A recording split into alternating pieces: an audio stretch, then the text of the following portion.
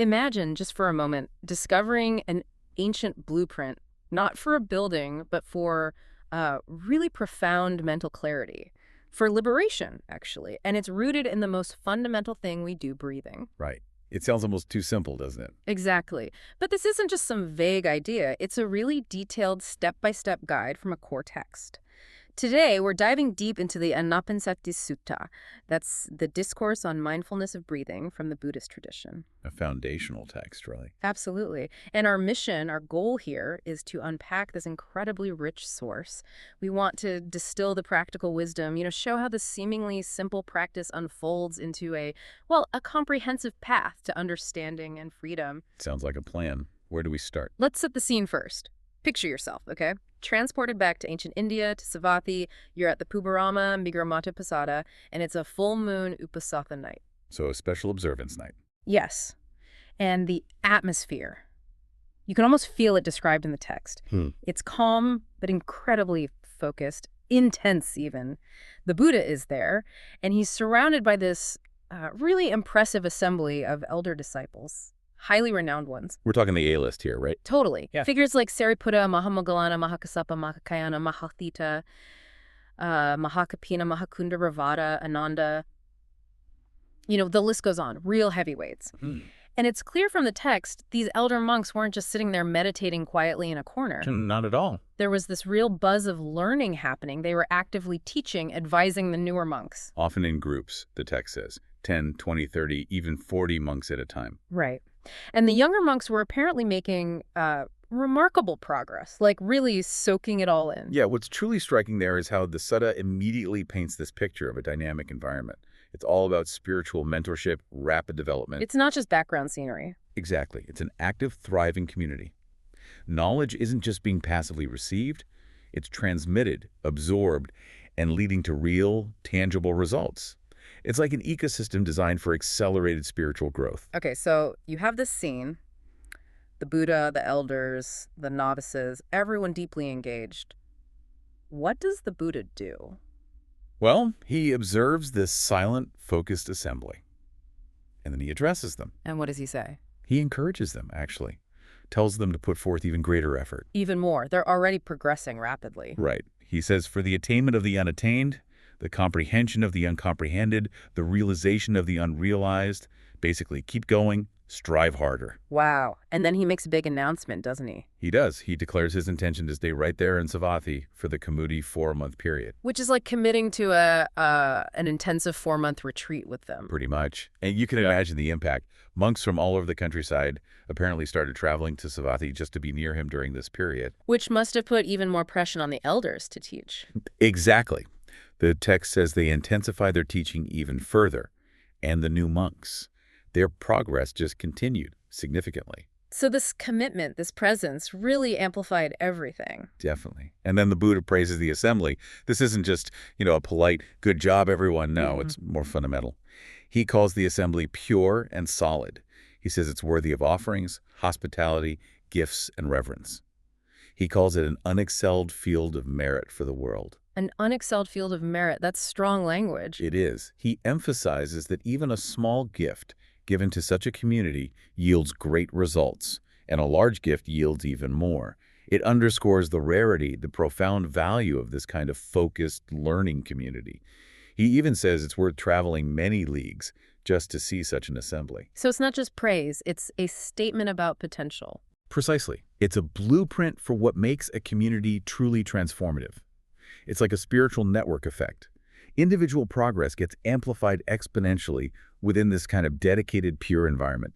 The sutta is subtly arguing that the context of learning is as vital as the content itself. Okay, that makes sense. It sets a very high bar for what follows. It does. And that brings us to the core teaching, right? This is where it gets really interesting for me.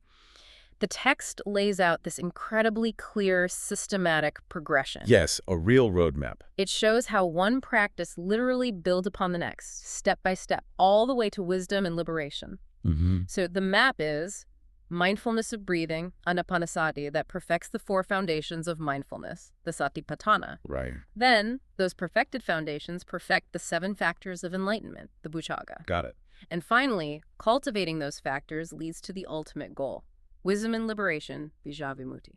It's a beautifully layered system. Very logical. And you mentioned earlier, the assembly itself included people at all different stages. Exactly. You had arahants, fully liberated beings, alongside those still practicing the 7 factors or the Noble Eightfold Path, or even specific meditations like loving kindness or focusing on impermanence. So this path, starting with breath, is meant for everyone on that spectrum. That's the implication. It raises that key question. How does this one seemingly simple practice, just watching your breath unfold into such a comprehensive, profound journey for all these different people, wherever they are on their path? Okay, let's get into that how. The sutta dives right into the foundational practice, mindfulness of breathing, and Anapanasati. It does. And the setup is described very simply, very excitably. Right. Go to a quiet place, a forest, under a tree, an empty hut. The classic meditation spots. Sit cross-legged, keep your body erect, and establish mindfulness right at the front. Meaning, usually understood as the tip of the nose or the upper lip area. Yeah. Wherever you feel the breath most clearly. In the core instruction, it's incredibly direct. Mindfully breathe in, mindfully breathe out. That's it. No frills. But from that super simple start, it unfolds into something much more detailed. Oh, absolutely. The sutta outlines a highly sophisticated 16-step process. It's broken down into 4 stages, or tetrads. 16 steps. Okay, let's break those down. What's the first tetrad about? The first tetrad is all focused on the body, or kaya. It starts super basic. Okay. Step 1, just know the length of your breath. Train yourself to know, I breathe in long or I breathe out long. Then I breathe in short or I breathe out short. Just noticing, simple observation. Exactly. Just pure, non-judgmental noticing of a physical sensation. Then step 2, you train to breathe in and out, experiencing the whole body of the breath. The whole body. What does that mean? Like feeling it everywhere? More like feeling the entire duration and sensation of the in-breath as a complete event and the out-breath as a complete event. Maybe feeling the rise and fall of the abdomen, the expansion of the chest, experiencing the breath not just at the nose, but as a fuller somatic process. Okay. A more integrated awareness. Right. And the third step in this tetrad is training to breathe in and out, calming the bodily formations. Calming the bodily formations, so calming the breathing itself. Yes, essentially. Allowing the physical process of breathing to become naturally more subtle, more gentle, more effortless, without forcing it. Letting it quiet down. So the first tetrad is really about getting intimately familiar with the physical act of breathing. Precisely. Grounding awareness in the body through the breath. Okay, what's next? The second tetrad. The second tetrad shifts the focus to feelings, or vedana. But not just any feelings. Okay. Steps 4 and 5 involve training to breathe in and out while experiencing rapture and experiencing pleasure. Sukha. Rapture and pleasure just from breathing. Well, these are specific meditative qualities. Piti is more like a joyful interest or zest, and sukha is a calmer sense of ease or happiness that can naturally arise when the mind starts to settle and concentrate. It's about recognizing and sustaining these positive states when they appear.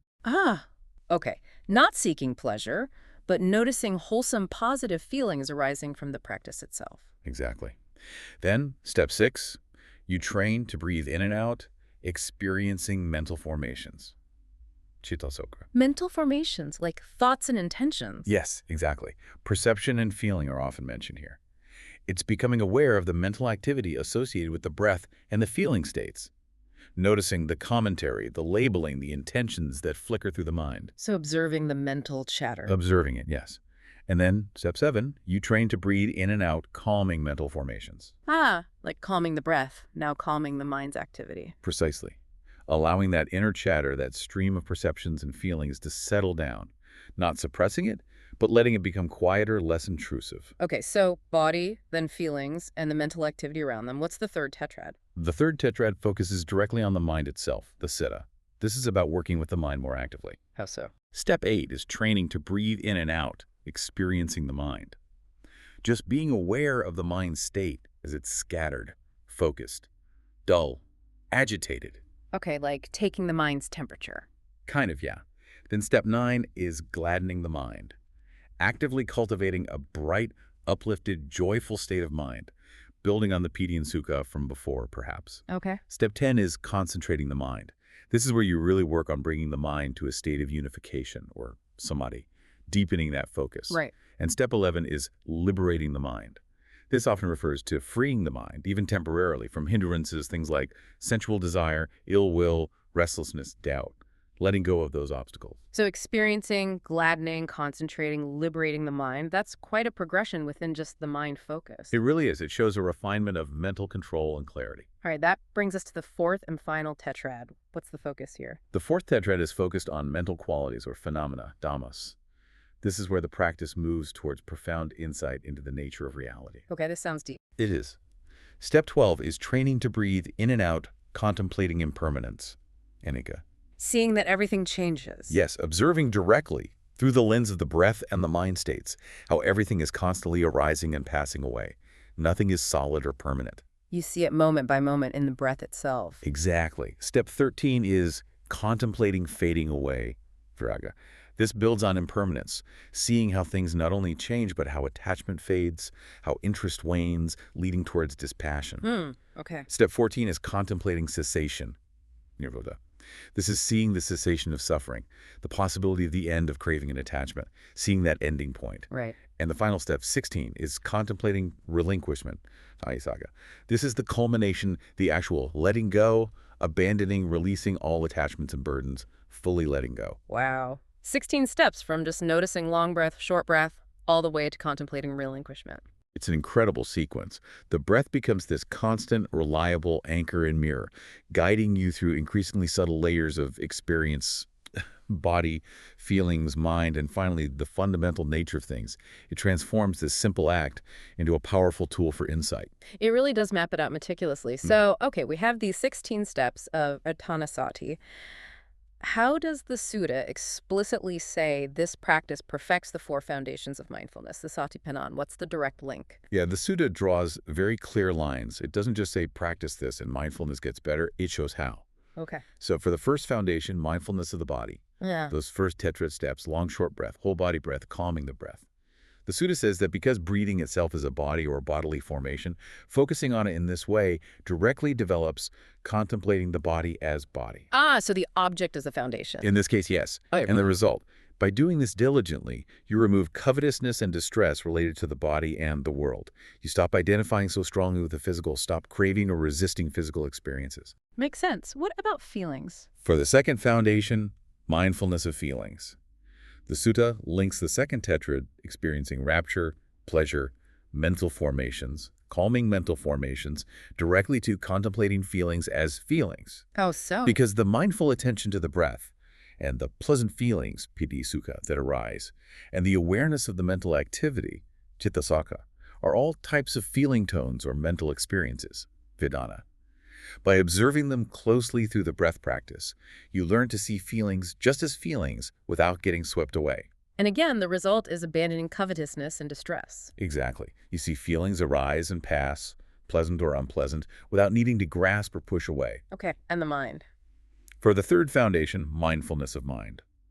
The third tetrad, experiencing the mind, gladdening, concentrating, liberating it, directly develops contemplating the mind as mind. You're literally watching the mind states and actively working with them through the breath practice. And the sutta adds a crucial point here. It says, this level of Anapanasati isn't for someone who is unmindful or lacks comprehension.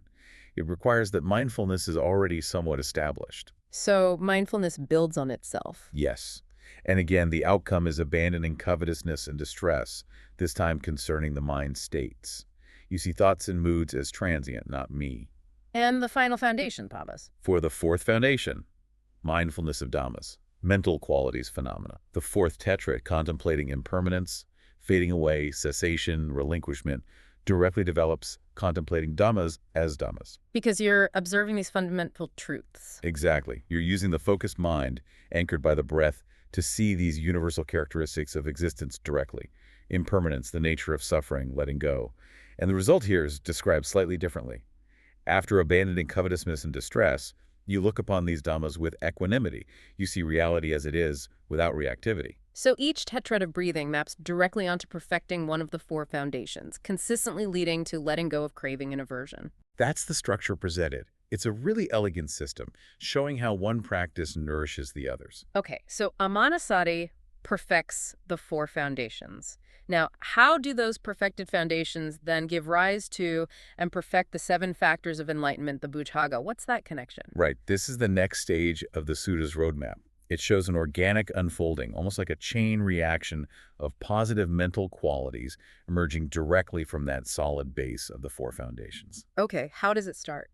Well, first, mindfulness, sati itself, becomes firmly established and unwavering. That's the direct result of practicing the four foundations you've cultivated: sustained, non-judgmental attention. That's the base. Got it. Mindfulness is the bedrock. Then, when mindfulness is strong and steady, it naturally allows for the investigation of Dhamma-Vicaya to arise. You're not just passively aware anymore. You start examining, discerning, understanding the nature of what you're observing, the breath, feelings, thoughts, phenomena with wisdom. So awareness naturally leads to inquiry. Yes.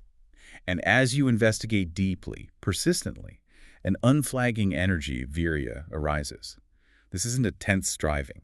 It's more like a natural, persistent effort fueled by the interest and insight gained from investigation. You want to keep going. Okay. Energy emerges from the investigation. Exactly. Now, fueled by this steady energy and insight, an unworldly rapture, Kirti, can arise.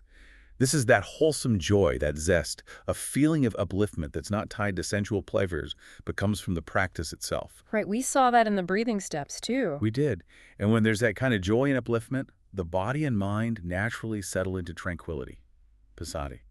Agitation, restlessness, worry, they tend to fall away. There's a deep calm. Rapture leads to calm. Seems counterintuitive, but okay. It's a calm within the joy, not a dullness. And from that state of deep tranquility, the mind naturally becomes collected, unified. That's concentration samadhi. The mind isn't scattered. It's gathered, stable, and clear. Makes sense. Calm leads to focus.